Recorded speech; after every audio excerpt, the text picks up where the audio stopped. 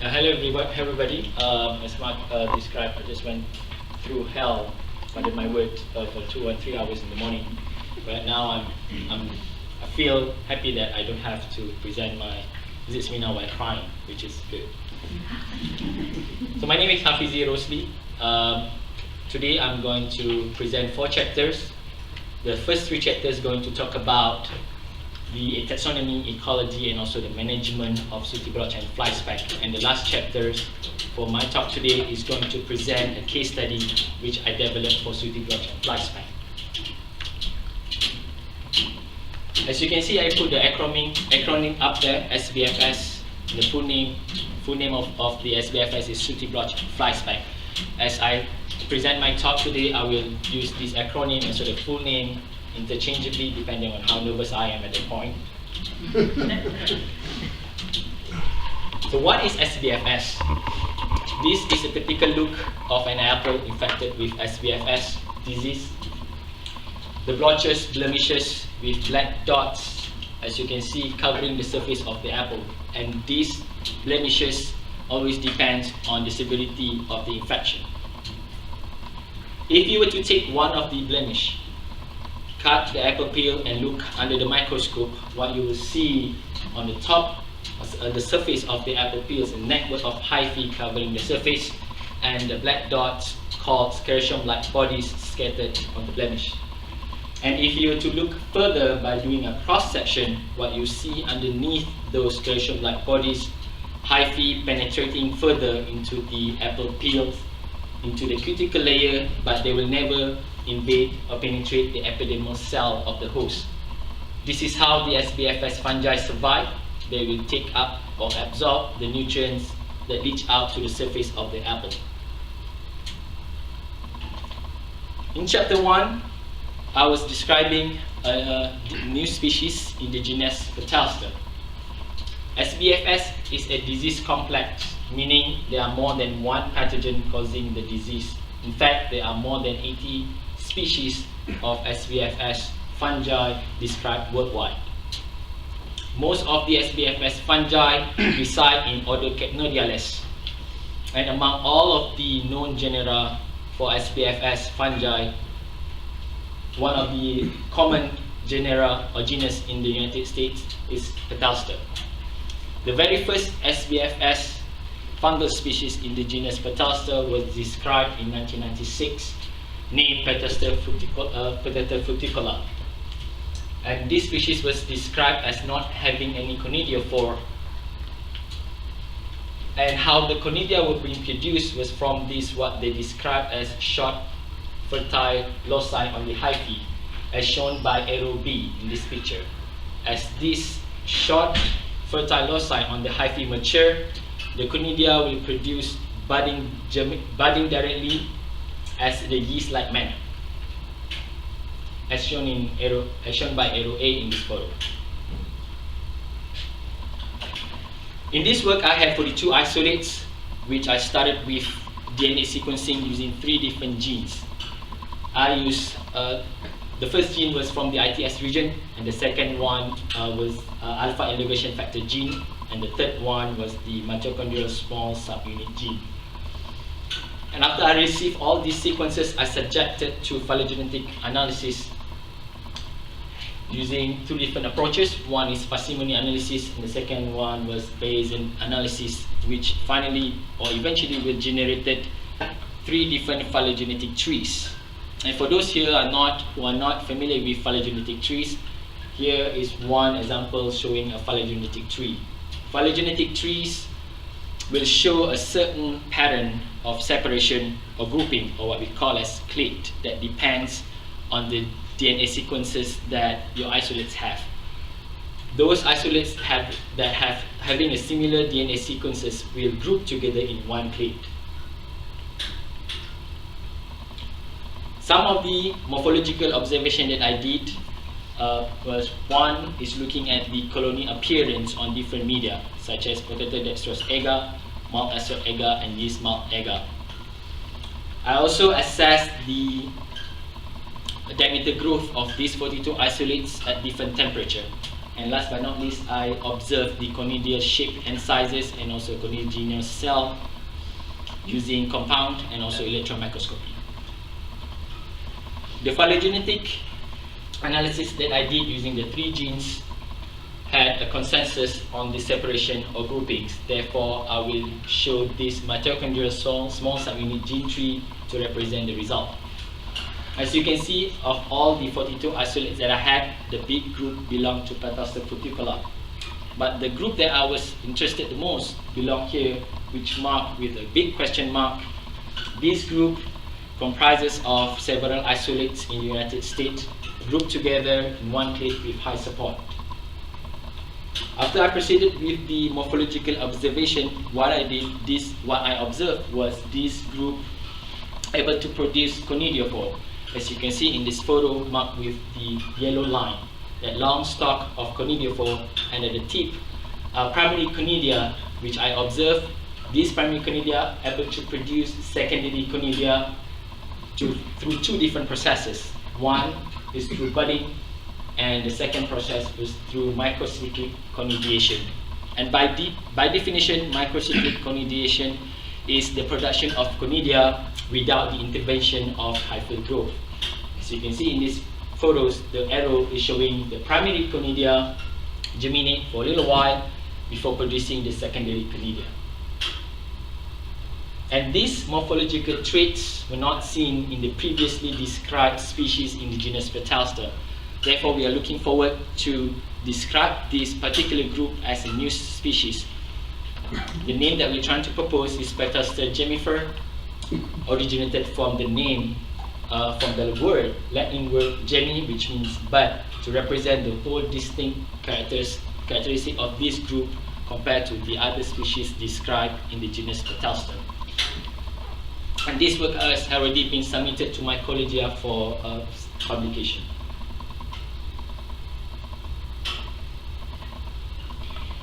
Now I'm going to transfer all of you from the experimental work in the lab that I just presented to the field experiment, which in chapter 2 I validated the SVFS warning system for 3 years from 2013 to 2015. And this photo is just showing me trying to be a good student, focusing on assessing the apple with this little supervisor of mine, making sure that I graded all the apples to the end of the day. At this point, I hope all of you are familiar with this photo. The diminished appearance of the apples by the infection of SVFS disease will reduce the harvest quality from fresh fruit down to processing, such as making into apple cider. And in order to prevent this downfall, growers will try their best to make sure that their apple free from SVFS blemishes. And in order to achieve this, most of the growers in Iowa use what is called calendar-based spray timing system. This system involves application of fungicide spray with 7 to 14 days interval during the fruit maturation period. This is how the system works. I will explain briefly. After the first application of summer fungicide spray, and by the way, this is not fire extinguisher, this is just a symbol for the fungicide spray. The second fungicide spray application will be applied after 14 days. And based on this system, the subsequent spray will just follow this trend, application after 14 days interval up until harvest. This system has the tendency to apply unnecessary spray because the fact that this system does not taking into account the fluctuation of the environment that could affect the SVFS disease outbreak in the field. Therefore, in 2008, a group of researchers from my lab, Gleason's lab, tried to propose a warning system for Sooty blotch and flyspeck that utilizes relative humidity as a threshold. And this threshold will be used to mark the conducive environment for the SVFS outbreak to occur. Favorable condition for the SVFS outbreak to occur. When it reaches the threshold, then only growers need to spray. The whole idea of this proposed warning system is trying to help the growers to manage SVFS in more cost-effective way, in more efficient way, in which spraying when there is a SVFS risk. In my field validation, I use the threshold 385 cumulative hours of RH higher than 90%. As you can see in the field picture, on the left is showing a metapole attaching the two RH sensors which I deployed in the field in the tree canopy. In the field validation, I was trying to compare two aspects. One, I compared the performance between the calendar-based system and also the warning system. And I also compared the efficacy between conventional fungicide and reduced risk fungicide in controlling SVFS disease. At harvest, I collected 50 apples, 25 from the top half of the tree and 25 from the bottom half of the canopy. And I look at the incidence data and also marketable apple data. And I only considered apple with less than 2% of SVFS blemishes as marketable apple. I also did economic analysis on my data, in which I compared the cost for adopting the warning system, such as purchasing the relative humidity sensors and also the number of fungicide applied, with the cost of adopting the calendar-based system, which basically the number of fungicide sprayed. And I did the simulation comparing between the cost of these two systems on a wide range of orchard sizes, from 1 to 50 hectares. Here are the results. This bar graph is showing the marketable apple data from 2013-2015 with the treatment that I had on the x-axis. In general, warning system work as similar as the calendar-based in controlling the SVFS disease, and I did not see any significant between the conventional fungicide and reduced risk fungicide in controlling SVFS disease. This is the bar graph showing the fungicide number of fungicide spray applied.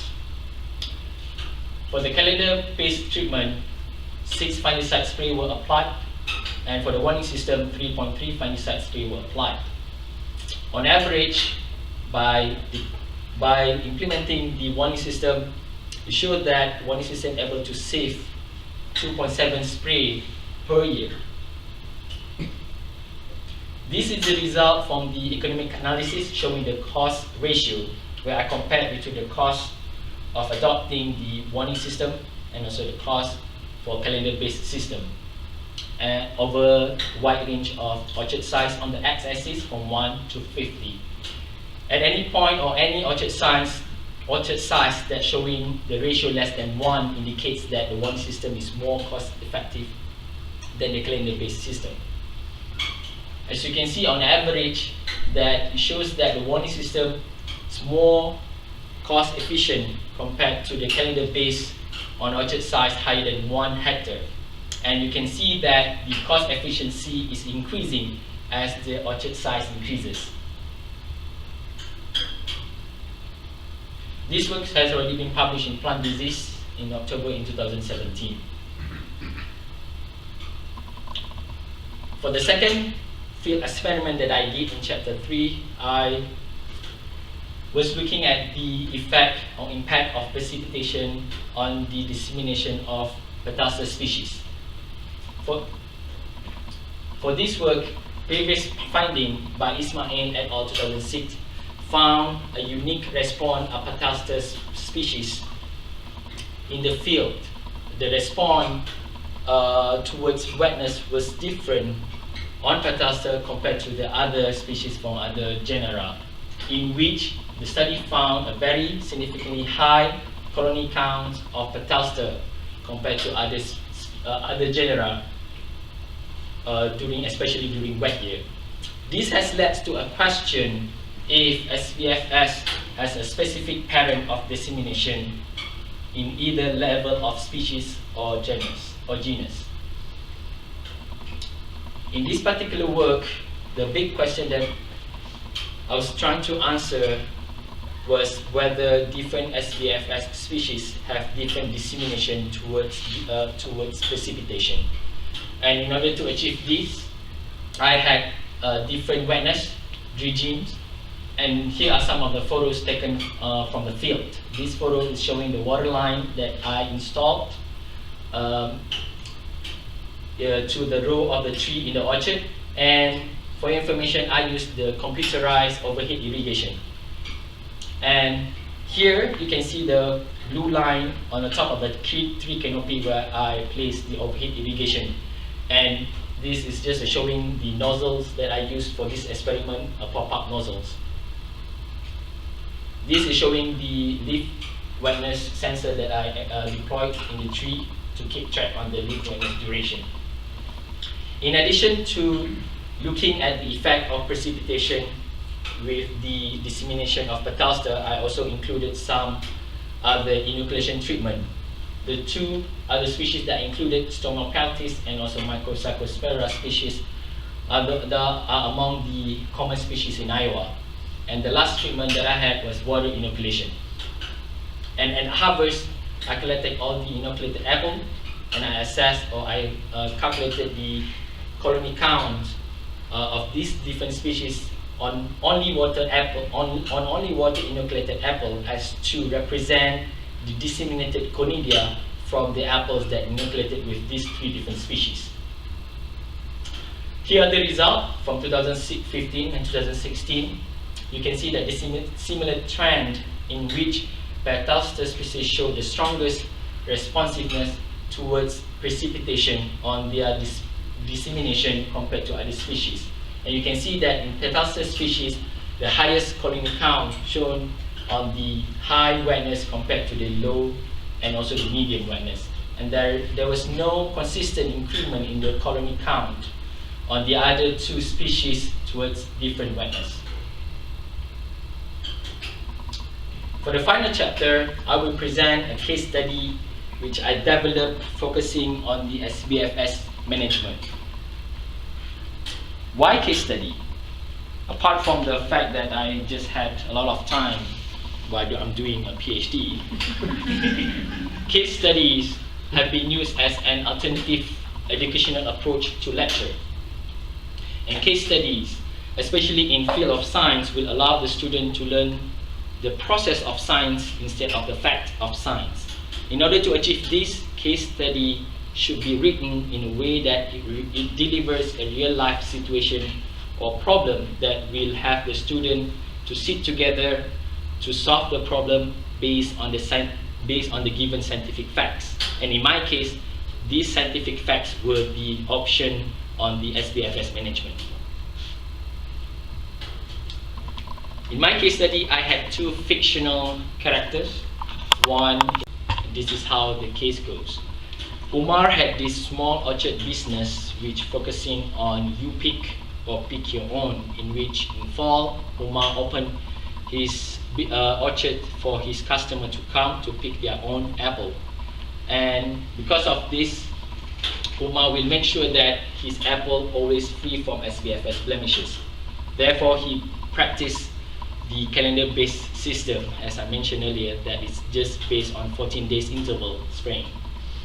However, one day, customer went up to him and raised their concern on the fungicide residues that they read over the internet, what they do these days. And then he raised a concern, and he also personally asked Umar to do something about it, produce apple with less fungicide. And Umar became worried, and he called Dr. Wilson at Iowa State University for help. And Dr. Wilson gave some of the SBFS management option for Umar to choose. And at the end, the goal was for the student to come up with a disease management plan for Umar to choose to control his to manage SBFS in his orchard, and at the same time to resolve all these issues between him and his customer. After the student read the case study, I had them to answer several questions. Some of the questions asked were, what management strategy you choose? And asked them to develop a disease management for Umar and explain their choices. And I had them to sit in a group, small group. I had them to discuss, and towards the end of the discussion, I had them to write down the They answered the group answer on the board, and towards the end of the class period, I initiated the crosstalk or open discussion where I discussed all the questions from each group. And I tested this case study in 2 classes. One is the principle of mycology with Dr. Leonel Leandro, and the second one was with Dr. Nick Pires in his class, principle of plant pathology. Here are some of the feedbacks that I got from the students. To sum up the response from the feedback from the student mentioned that they informed about the SPFS management available out there, and they expressed that they enjoy the learning about plant disease management in a way that it was written in a case study, in which had them to sit together among peers and had them to talk together among their friends, exchange their ideas, exchange their thoughts in order to come up with a consensus in order to solve the problem. So this case study is already been published in Plant Health Instructor, available online through APS Education Center. And the bottom photos is just showing a screenshot that I took from the APS capsule in September. We featured my case study, and from the way I see it, it's just a positive way to promote APS Education Center and also case study for other graduate students to explore if you are interested to design or develop your own case study. Here are my conclusions. From the first chapter that I did, the newly described Peltaster Jennifer expands the understanding of the complexity of SPFS disease. And this is important because knowing a pathogen and how the differences compared to other described species will help or to set an initial attack on the plant disease management. So therefore, it's important to know what kind of pathogen and how it differs from other described species in order to come up with an efficient plant disease management. In the second chapter, where I validated the SPFS warning system, it showed that the warning system able to help the grower to save some money. In addition, the warning system was able to control SPFS similar as the calendar-based system, which widely used by the growers. And from the economic analysis, it was found that the warning system was more cost-effective, more cost-efficient compared to the calendar-based system. For the second field experiment that I did, this was the first study to look at the apple-to-apple dissemination among SPFS species. And again, it is also, what I did was I created a foundation for future research in order to further understand how the relationship between different SPFS species with wetness in causing the disease. And this, as we know that this is a very crucial point to improve the SPFS disease management. And the last chapter, the case study that I did, provide an active learning for the undergraduate student at Iowa State University or elsewhere to learn in class. With that, I would like to thank my major professor, Dr. Mark Gleason, and also my respective committee member, Dr. Thomas Harrington, Dr. Philip Dixon, Dr. Gary Mambov, Dr. Lino Leandro, and Dr. Jean Patzer.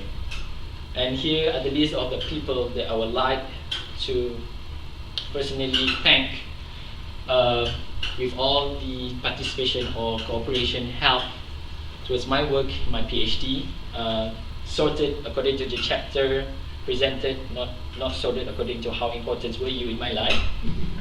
First is Dr. Harrington and the lab member, Doug, and also Chase, and Dr. Bench, which helped me out finding the correct or appropriate epithet name for the new species, Tracy Stewart, and also team on the electron microscopy, and my friend Amin Yusuf, graphic design, which helped me a lot with the image quality editing. Nick Howell, Lynn Schroeder, and Dan Stray at ISU Hot Farm helped me a lot with the field work. And Dr. Philip Dixon with numerous statistical analysis back and forth. Dr. Wen Zhang on the economic analysis on the chapter 2. and Dr. Forrest for his idea on the dissemination experiment, and Edward Hernandez, Gustavo Beruski for the weather data analysis, summer crew for my lab since 2013, Dr. Leonor Liando and Dr. Nick Peters for borrowing their classes to test out this case study. And this, I promise, the last slide for the acknowledgement. Dr. Gleason lab member Jean, Zayu, Haley and Zara, and Chen. Dr. Harrington's lab member since 2013. Caroline, Chase, Igana, Ashley, friends from the plant pathology department, and microbiology for the awesome memories since 2013. And last but not least, my wife and kids. And if you still remember the fictional characters that I have in the case study, the small scale apple grower is actually this little guy. With that, I thank all of you for your attention.